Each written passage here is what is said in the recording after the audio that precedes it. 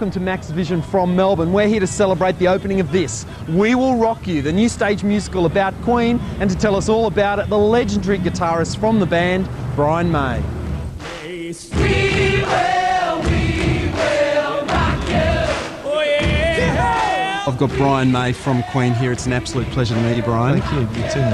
Ben Elton, who's written this, has described it as a cross between The Matrix and King Arthur. Is that a good way to explain it? Yeah, he's not a person for understatement, Ben, is he? Yeah, it's something different. It's something new. It is very much in the spirit of a rock show. Yep.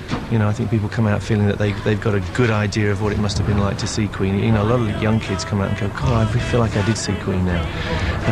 But luckily, it's not the story of Queen. You know, it's not biographical. It's a story set in the future about kids who are in chains, creatively speaking. You know, it's kind of Ben actually has a lot to say in the script. It's very light. It's deceptively light. You know, it's very funny. But I think a lot of people come out. Firstly, they get quite tearful at the end because you know there's some stuff happens, and also they come out feeling that they've got something to think about as well. He's been making some points there about manufactured music and where we're sort of at now. Yeah, it's kind of gentle, but there is a point there. You know, there's a little bit of a worry about the way things are going. You know, getting very mechanised, very programmed, etc.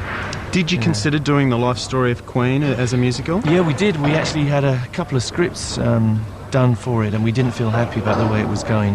It's very difficult. You know, it might sound like a good idea in the beginning, but all our friends, all our wives and ex-wives and whatever are still alive. It's kind of an uncomfortable feeling, and to see yourself portrayed on stage, you know, we just thought, nah, it's not time, you know. Yeah. So as soon as Ben came up with this idea, we went for it. Yeah. Now they're setting up behind us. That's why we've got a lot of noise. But I mean, this show in the UK, it's a huge success, isn't it? Fantastic. Yeah, it's the biggest show in the West End now. And, wow. And working off reviews that tried to kill us, that's quite an achievement.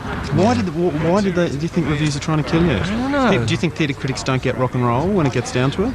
I think there was a certain amount of deliberately like sending people who hate Queen to review it, you know, because newspapers kind of do that sometimes. Yeah. But I think also it was perceived as a threat because, you know, it is very different. It breaks most of the rules of what's been known as musical theatre. Exactly.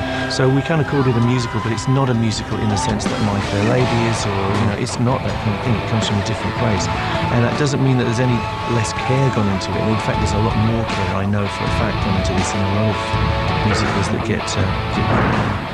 But we come from a different place, and it's very much about audience participation and same sort of values as Queen had. You know, it's a show, it's entertaining, it's meant to hit you in the guts, down here, and in the brain as well. You know, it's an assault on your senses.